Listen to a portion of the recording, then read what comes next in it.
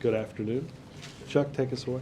Okay, thank you, Robert, why is the White House pressuring Democrats to back off from the Cantwell-McCain attempt to bring back Glass-Steagall? I don't have anything on that. Why is it opposed to Robert, Glass-Steagall? Robert, Is the White House opposed to it? Well, I'm sorry? Is the White House opposed to reestablishing Glass-Steagall? I don't have any information on the amendment. I'm happy to look at it. Robert, in the Iranian uranium statements today, is there anything at all that changes the administration's position, posture towards Iran on the whole nuclear question? No, Chuck, because I think, look, I think let's look at the totality of what this proposal is. You certainly have my statement that they're shipping their low enriched uranium out would be a positive sign. That would be progress. But understand that the proposal does not appear to address Tehran's recent announcement of increasing its enrichment to 20%. A justification that was the research reactor was used as the direct justification for doing so. That in and of itself would make them non-compliant with their obligations and responsibilities.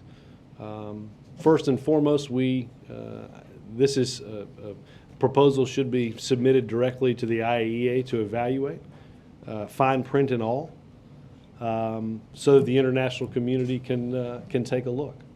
But it does not change the steps that we are taking to hold Iran responsible for its obligations, and those including sanctions. Or the timetable of those steps? None at all. Any follow-up? Has the White House heard back directly from Russia and China in terms of their commitment to keep going? I don't know if the White House directly has. I know that the state has been in touch with, and certainly I have no doubt that our representatives at the UN through the P5+1 continue to work through this. You're not concerned at this point that this is going to unravel the whole deal? No, again, I think there's, as I said, there's certain steps that would certainly be progress. I think it is important to understand what this proposal signifies is less than what they agreed to last October. An understanding that the words and the deeds of the Iranian leadership rarely coincide. So I think before we have I think we have to get, the international community has to see the proposal in its detail as through the IAEA before it can make a final determination. Yes, sir. President Medvedev has suggested a small pause in the sanctions process. Turkish Prime Minister Erdogan says there should be no sanctions push at all. Are you saying it's full speed ahead on sanctions, that you're not going to take time to hold off or ease the pressure for a swift passage of sanctions? No, we are continuing to work through the Security Council and through the P5+1, as I said, to hold them accountable, not just for their words, but for their deeds. A willingness to live up to their international obligations or face consequences, including sanctions. I would point out that Medvedev also mentioned a concern about the 20% enrichment. Again, done as a justification that their unwillingness to accept this last October. That was used as justification for increasing enrichment. That in and of itself puts them in non-compliance. Has the president spoken directly to any world leaders, or will he be speaking to leaders like Medvedev or President Hu in coming as a He talked with Medvedev late last week, but I am not aware of any calls that have been made today. No.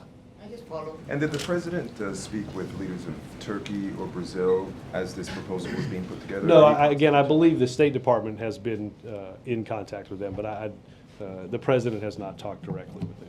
Just the fact that Iran appears to be agreeing to something, even though you want more information to be sent to the IAEA, is this a step in the right direction? Well, again, I'm reticent to, well, even as I said, that if they were to make good on this and ship out 1,200 kilograms of low-enriched uranium, yes, that would represent progress.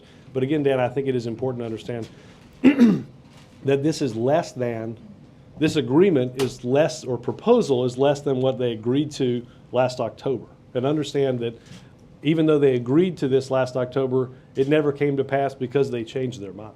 So that's why I say the words and the deeds of the leadership in Iran have rarely coincided. So I think obviously, while shipping out their low-enriched uranium would represent some progress, we still have concerns about the overall thrust of the nuclear program, and certainly the 20% enrichment is something that, as I mentioned a minute ago, President Medvedev and others, including us, share great concern about. On the black farmers, John Boyd, who's the chief lobbyist, has expressed concerns about the pace of getting the money that they're owed. And his claim is that the administration, the president in particular, is slow in moving in this direction because this is a black issue. It has to do with race.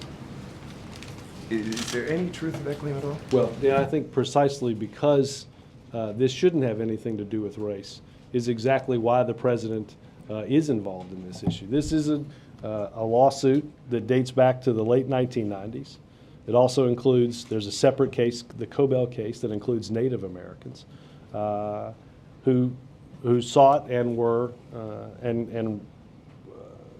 the case was settled for discrimination against the Department of Agriculture dating back many years. So the president's approach to this is not based on the color of skin, but because of what is right. Why won't he get involved more so? We are very involved, April. Representatives have met with the staffers that are working directly on this in the West Wing in order to try to bring this to an end. The reason why I ask why is he more involved, granted he put out a statement, a written statement showing strong support, but many have said that the president could have declared an emergency designation for the farmers to get their money. Well, and then he could again, I think, understand that if he had done that, that was objected to last week in the Senate. Right, but the way I understand it, Nancy Pelosi had said it early on that it could have happened.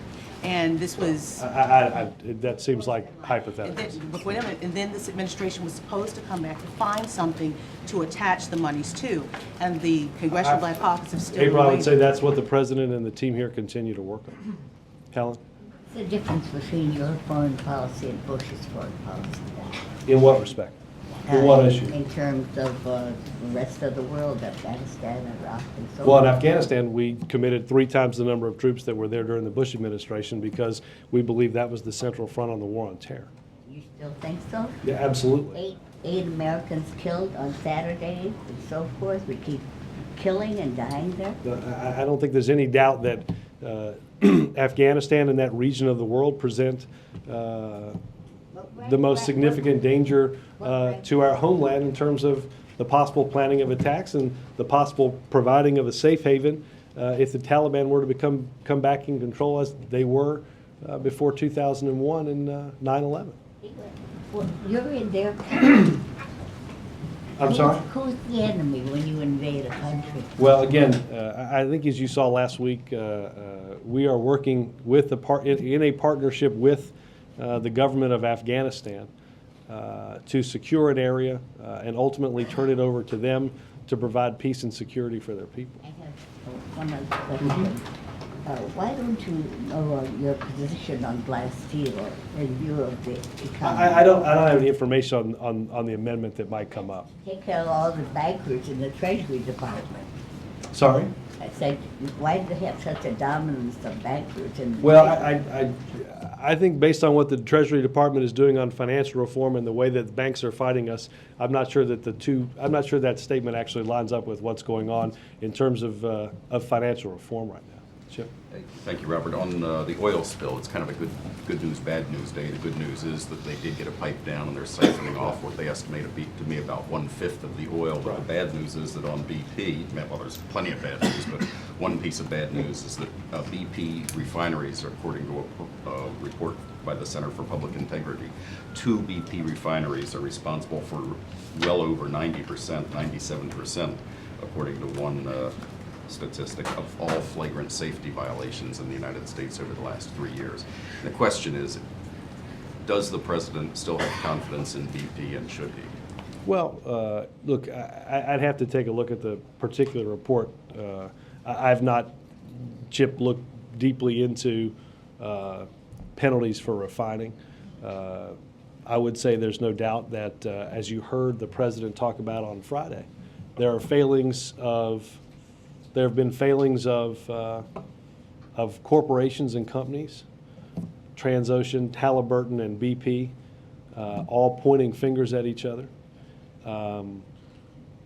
And walking away from the responsibility that must be taken in this instance. But there's no doubt there's been failing of government in a regulatory approach, which is one of the reasons why Secretary Salazar began reform at MMS when he took over, and that's why the President and Secretary Salazar agree that this department should be split, that we should have a regulatory approach for safety and inspections that doesn't coincide with drilling permits and royalty checks. In that statement on Friday, the president, of course, denounced all the finger pointing, but then he seemed to point the finger at the Bush administration, saying that over the last decade or more, that it's, as you said, Well, problems Chip, with the last government. decade or more includes us. So I don't, I mean, He was pointing the finger at himself, at his own administration, too. Chip, I think the president was clear that there have been failings at a government level, and certainly those include us. But my guess is you guys did some stories in the previous decade on what was going on at MMS, which is what caused Secretary Salazar when he came in to begin reforming that. Right, Yes. that's what the president did in his statement. He pointed the finger at the last 10 years, but then said, ever since we came into office, Secretary Salazar has been trying to change this, as though this administration was not part of the No, problem at all. I think I just was pretty clear on that.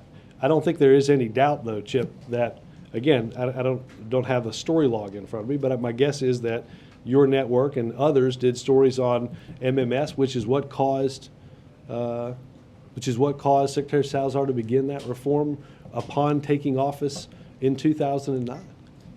One other question on a different topic. You have another state dinner this week. Is the White House confident that all procedures have been corrected, changed, whatever needs to be done to make sure you don't have the kind of security problem you had last time? We are.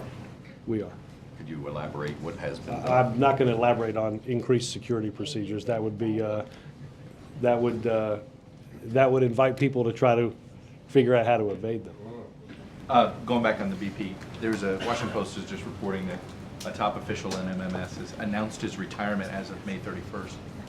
Is this a firing, or is this a forced Chip, retirement? I'm sorry, Chuck. I don't. You don't know anything about this?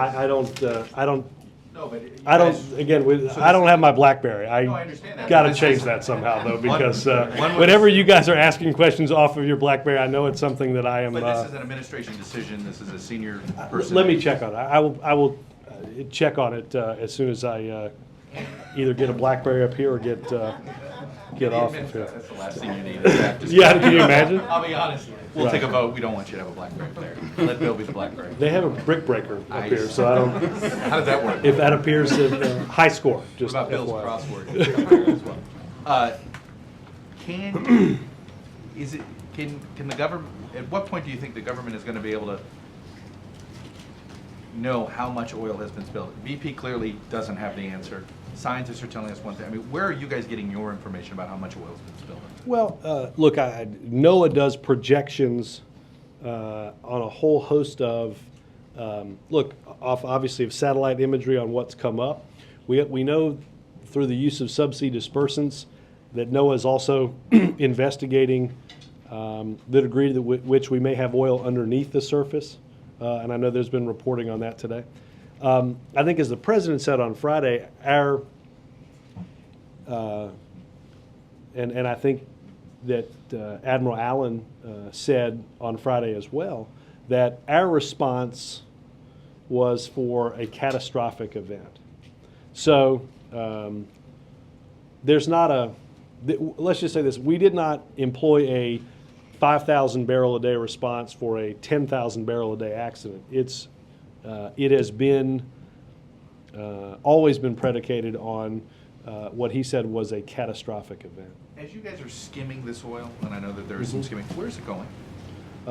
I know that I know certainly that what is being vacuumed up from the insertion tube goes onto a tanker, and I assume that tanker and the skimming goes into when they've collected, I don't know how many million gallons of oil and water mix that goes to a port, and that is separated.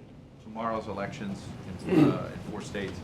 Do you accept the fact that any of them have some bearing to the president's political standing, his agenda, and things like that?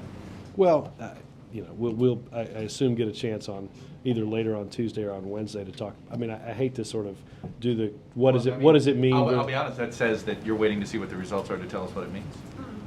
Well, it's So going to be hard to tell you what it means until I know the results. I mean, trust me, even if they give me a BlackBerry, it's unlikely to tell me what happens on Tuesday before But that says something, obviously, if they go one way. Yes, a referendum on the president, and he's done well with Democrats. Well, Chuck, if you're asking me to, Do you think it's fair that these Democratic well, do you primaries, think it would be fair for specifically me in to Arkansas impart? and Pennsylvania? What value would you give my opinion if I told you what it meant right now if it didn't actually correlate with the result? But is it I mean, fair to I hate to say- be picky about No, I how to. understand Get you on the record before it happens. No, Right, no, exactly. it's not about, but the president, I feel like is I'm- it fair to say the president I mean, he's endorsed the 2 incumbents, Right. Senator Lincoln and Senator Specter. Look, What does it say about the president if one of them loses, or if one or both of Well, them? again, let's. I'm happy to talk about the results when they happen. Obviously, I don't think it's breaking news to say that this has been based on the election results that we do know. It's been a tough year for incumbents. Everyone noticed that a senator from Utah, reelected just 6 years ago with 70% of the vote, got a quarter of the convention vote to be renominated. We will get a chance to look at a whole host of primaries tomorrow. And my guess is, look, you've got interesting races in places like Kentucky as well. So again, I'm happy to spend some time on, like I said, either Tuesday night if when we get results, or Wednesday talking about what they mean. Just very quickly, the president and vice president are both traveling tomorrow, both Yeah. going to be in swing states, but neither one of them is going to be in Pennsylvania. Anything to read into that? The president's in Ohio to Vice talk about the president- economy. Vice president's going to be in Iowa. I think we've for both in Pennsylvania and Arkansas done quite a bit for each candidate. How John? closely has the president been following these campaigns? Not that close. A couple of timing questions. At Yep. one point, you had said that the deadline at one point for Iran was the end of last year. We were going to see sanctions in this spring. Right, yeah, I think, just in fairness, I think that, I think, as to your first point, our government and the governments of those involved in the P5+1 said that Iran had a year-end deadline to change its behavior, yes. Okay. And then you said fairly recently that you thought that the sanctions could be moving by the end of by spring. Yeah. I'm not sure when you're defining spring, but could you give us a sense? Well, when do you define spring, John? I kind of We've think been end through of this May. before. But, Walk outside right now and tell me it's the middle of summer. No, but so It's about 60 degrees out Are there. you so still I- aiming for roughly Yeah, no, the I- end of May or something like that? I would, again, not to get cute with when spring starts, but I think we are making steady progress on a sanctions resolution, yes. Okay, and the other timing issue was on financial regulation.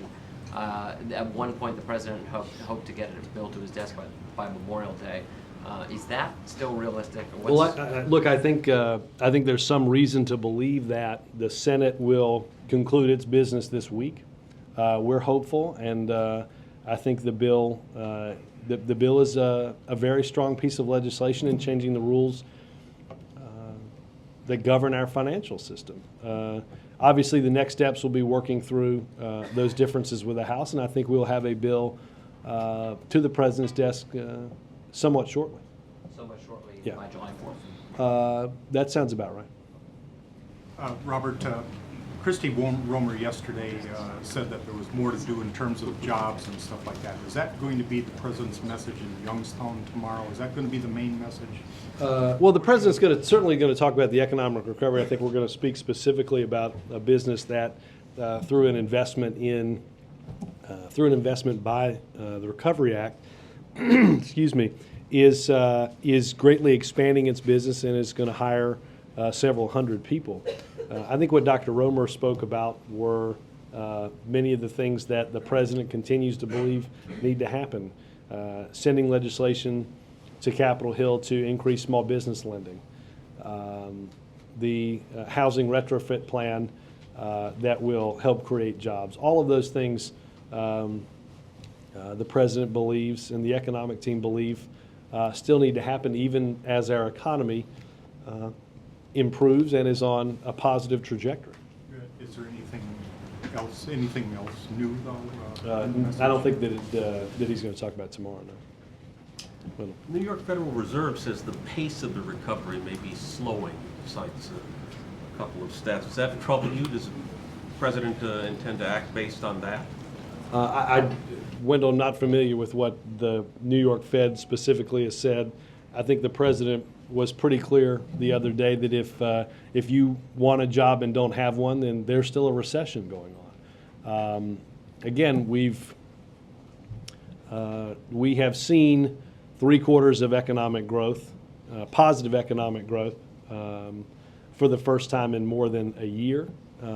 That economic growth for the first time in more than a year. We've seen 4 consecutive jobs reports that show positive job growth, and the largest job growth in more than 4 years, and the largest job growth in manufacturing in more than 10. So, look, today is, next month's economy will be stronger than this month's. This year's economy is stronger than last year's economy. So we're continuing to make progress. Again, I think the president is concerned, Wendell, each and every day about our recovery and about the strength of our economy. And on the primaries in Arkansas and Pennsylvania in particular, is the president, does he have less a stake in these primaries than he did, say, in the races in New Jersey, Virginia, Massachusetts, that everyone wanted to make a referendum on him? Is he less an issue in Blanche Lincoln's race? Is he less an issue in the Sestak Arlen Specter race? I mean, I don't think in either one of those races obviously we've appeared in commercials, but I don't think that's been a political. I don't think the two sides have argued about that per se. Again, we'll have a chance to talk about the results and the outcomes and what they may or may not mean. I'm sensing before the races last year, I sensed the kind of adamant White House insistence that the president was not an issue here, and you don't seem to be arguing that strongly this time. Maybe I'm not following you. That I have to it's just hard for me to tell you what the results of Tuesday mean on Monday. I can't tell you how the NBA finals are going to go and why, just because they really haven't happened. Tell you what the results mean as to try and get a sense of whether the president feels he's got something to gain or lose. Wendell, I think everyone knows that we've supported who we support in those 2 races. Again, we have supported incumbent Democratic senators, and we've done a lot on behalf of each campaign. Again, there are races all over the country that we'll have a chance to look at from the Democratic and the Republican side as to what it means. Well, you want to handicap the Kentucky race then, if you won't do the... No, but I'm looking forward to the results and the analysis of that just as much as everybody else. That's hold on, let me get my. I'm sorry, nothing on that. Go ahead. First, I'd like to encourage you to follow on Chuck to find out something about this resignation of the MMS official when you can. You want me to go now? Well, no. Would you defer your question time for me to go find that out? I will as soon as I get. And then on West Point at the end of the week, do you have some sense yet whether that's a speech that's likely to produce something other than a typical graduation speech? I mean, is he I using- do, but I don't have, not at a point where, we'll get into that, I guess, a little bit later in the week, I should say. Thank you. Robert, McClatchy has a story out of Kandahar saying that key military operations have been delayed until fall, and that NATO officials who once spoke of demonstrating major progress by mid-August now say the turning point might not be until November. Give us anything about? No, I haven't seen that, Peter. And I think General McChrystal briefed at the Pentagon on this. This is not the notion of major military operations. I'd have to see exactly what the writer means about that. This is not going to, as General McChrystal, I think, said at the Pentagon briefing, and certainly has said in the Situation Room meetings, this is not going to look like the Battle of Fallujah. This is not going to have rushing across the field in a D-Day type moment. And in some instances, Peter, those operations around and in Kandahar have already begun. And I've heard General McChrystal say that this is something, this is an operation that is likely to dominate our focus through the end of the year. So the notion of August or I forget, August or the fall, I think in many ways would be a false deadline in the sense that this is something that is going to take some time and last through the duration of the year. President Karzai, when he was here, asked, or did the President agree to any changes in the timetable? None that I'm aware of, but I will double check with a few people. Yes. Thank you, Robert. During the campaign, the President was highly critical of Halliburton and the process of no-bid contracts. His exact quotes were... I know the quotes. What? I know the quotes. You know the quotes? Yeah. All right. What's the administration's reaction to the news that Halliburton has just been given a $568 million no-bid contract by the administration? On what issue? Not sure yet what that was. All right. How about we reconnoiter on both of that, and we'll figure that out. Do you have another one? No. Well, yes. One of the things you will give me an answer on that when I find the reports on what it was exactly. Like I said, we'll meet somewhere in the middle on that All one. right. Yes, I will find that one out. I was going to ask you about, you didn't discuss, in talking about the primaries, Pennsylvania's 12th district, which is a special election, not a primary, tomorrow.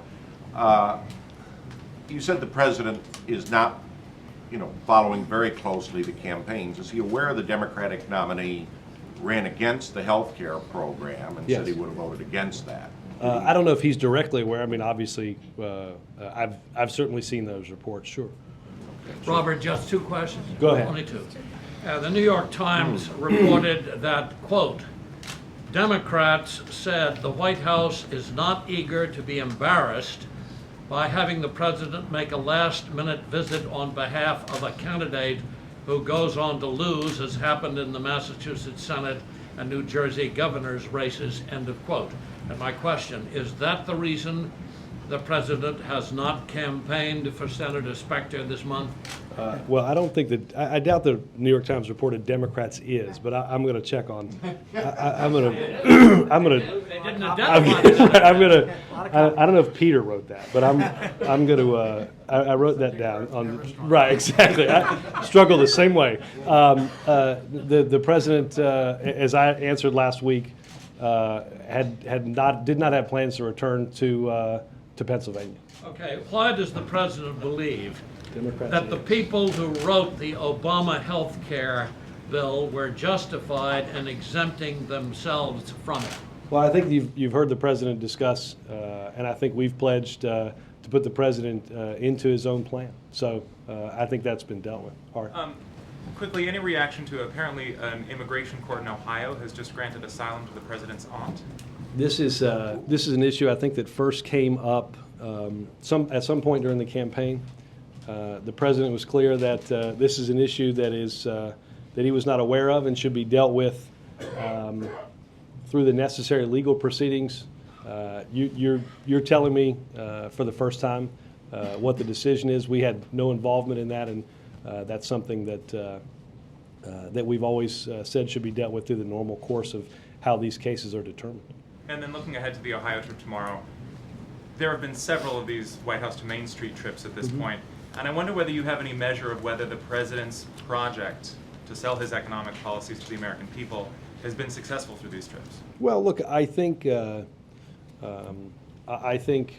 more and more people, because of the economic news, are feeling more optimistic about the direction of the economy. I think that's both a result of, well, I think it's primarily a result of the fact that, as I said earlier, 3 consecutive quarters of economic growth, 4 consecutive months of positive job growth, some of which is because of the actions that the president took on the Recovery Act. Robert, Eric Holder came under fire last week for not having read the Arizona immigration law. And knowing that the president clearly shares some strong views on that issue, I'm wondering, has he read the law? I will check. I believe when we were first discussing this, he asked counsel to provide him some information on that. Yep. Yeah, thanks. As far as the CMS nominee, you mentioned this last week, but just as recently as last summer, he had said that, quote, the decision is not whether we will ration care, the decision is whether we will ration care with our eyes open.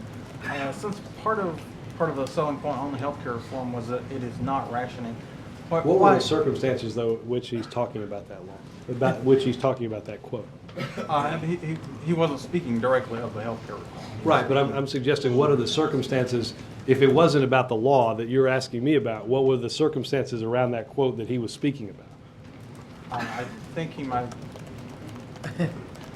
Well, you could get with, you guys can, yeah, and then we'll, go ahead. Robert, the administration has emphasized its desire for BP to fully reimburse costs beyond the amount. There was a letter to that effect. BP has written back. I want to ask you, I understand why you push for it. Are you entirely confident that BP is good for whatever you guys say the money is? And what are you prepared to do beyond letters to? Well, does case law support you? Right, Margaret, first and foremost, obviously the letter sent by Secretaries Salazar and Napolitano late last week and reported on Saturday, obviously was an attempt to understand the degree to which of the responsibility that they've said they will take and which we believe they should take. We're evaluating the response to their letter from a legal perspective and understanding that we have asked for in legislation that the $75 million economic damages cap be lifted retroactively to ensure that the Oil Pollution Act covers the type of damage that is obviously happening as a result of this spill.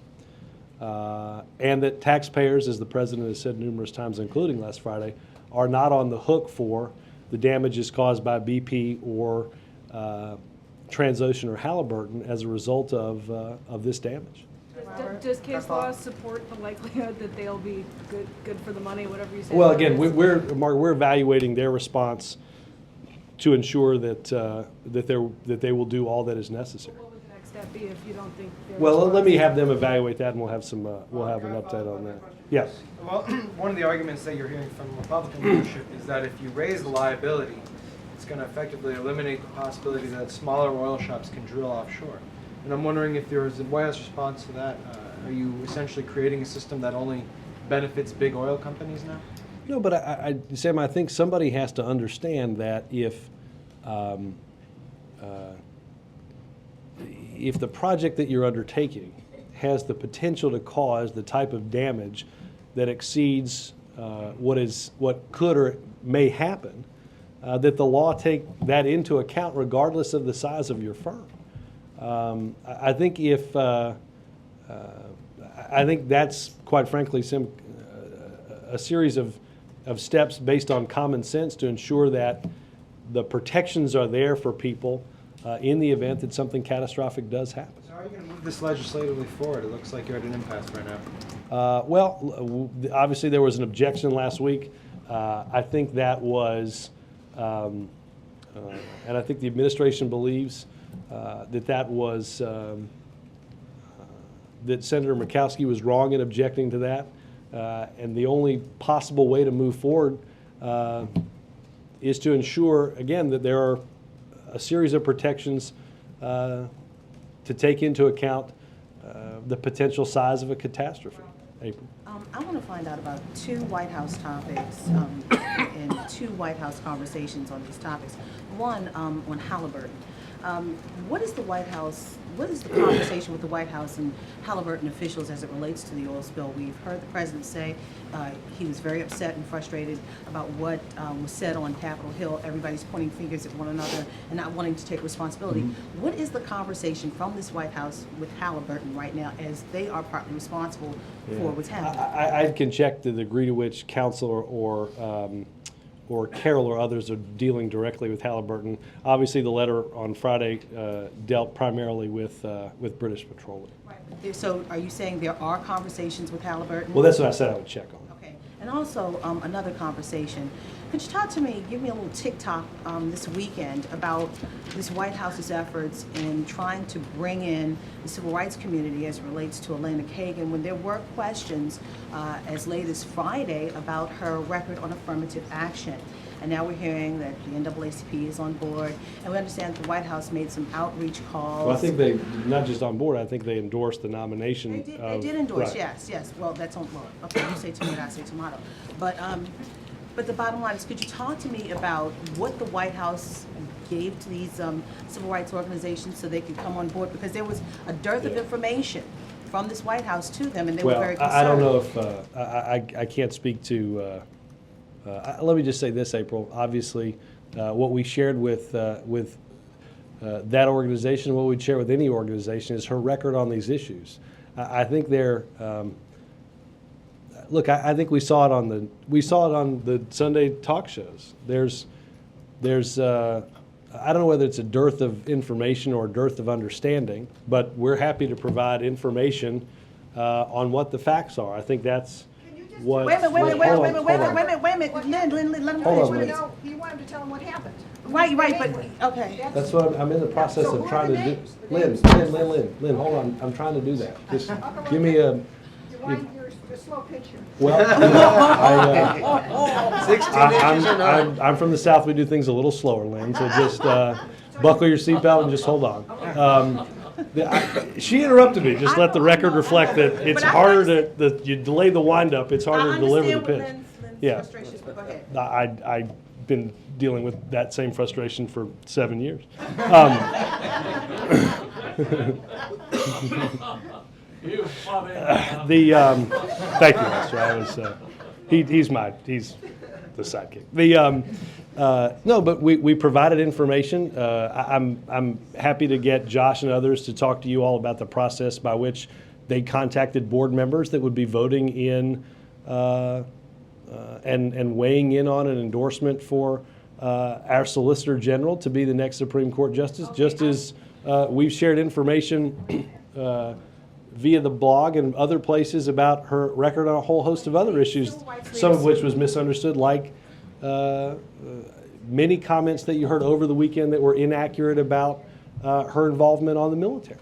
Okay, well, many of these civil rights leaders have come to this White House and had conversations, and they felt that was the time to have all of her civil rights and affirmative action letters or what have you laid out to them, and many of them said that they laid the blame on this White House for the delay in their endorsement. What say you to that? Well, I can't speak of any delay about the endorsement. Look, the White House has over the weekend, April, asked that the Clinton Library speed up the production and the release of 160,000 pages of documents from her service at the White House, letters, writings, emails, as well as the release of papers that she wrote at both Princeton and Oxford, despite the fact that they haven't been asked for by the committee. And what do you say to the fact that she was one of the ones who was in the Clinton administration at the time, who was fighting against the president putting out more of a civil rights agenda that had more teeth? She was one of the ones who wanted to water it down. Back then, there was a big fight of factions over race, and she was one of the ones allegedly wanted to tone it down. I think that the documents will show that she's a strong supporter of civil rights. This is she was a clerk for Thurgood Marshall. She works Well, for the Eric Holder, and she was nominated by Barack Obama. But some people I say think that's that symbolism. Well, they have said there might be symbolism well, versus substance. I don't think the NAACP would endorse on symbolism rather than substance. I think they would endorse based on the fact that she has a very strong record on these issues. She has a strong record on these issues as a Solicitor General, and that's why she's pleased to enjoy their support. Tommy? Thanks, Robert. I have two questions, but can I do one follow-up first? Is that okay? Follow up to your question or to somebody else? Chuck's question about the state dinner. Can you say whether there's going to be... Chip's question, I think. Was it? Okay. Can you say whether there's going to be... Yeah, we are. Other good-looking TV guys. Yeah, all those Sorry, TV, yeah, right. all those TV guys look alike. Go ahead. I'm sorry. Can you say whether there's going to be a representative from the secretary, the social secretary's office? Let me check on the procedure. My understanding is there will be. And my first question is, yesterday, Greg Craig said that Atlantic Kagan is a progressive in the mold of Barack Obama. Is that something the White House agrees with, and is that going to be... Well, I think Ron Klain, when describing describing her judicial, well, describing her political beliefs, put her on the progressive side, yes. I mean, is that going to be the White House's strategy going forward to... Well, no, I assuage- don't think it's a strategy as much as it is a belief in, that's where she is. My second question, do you have any on that? There's a new book that's quoting someone from the White House on Rush Limbaugh, telling him what he can do with himself. Have you read this? You're going to have to be more specific.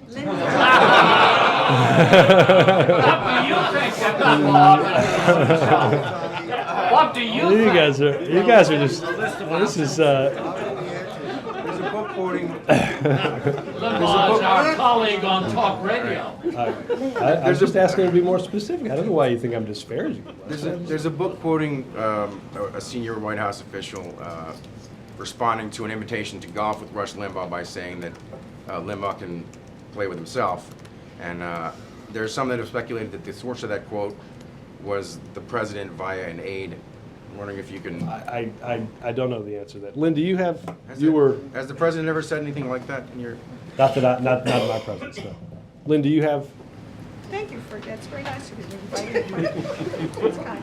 I know that too. I know the, that's a slow wind up as well. Go ahead.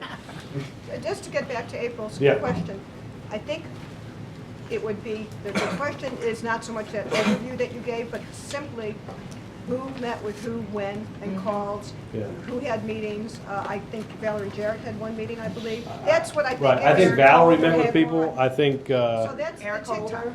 let me find out from Josh. I know Mike Straumanis talked with people. I'm sure Eric Holder, who's, as you know, her boss at the Department of Justice, I'm sure either talked to her or would be happy to talk to anybody about her record. Did the president get on the phone?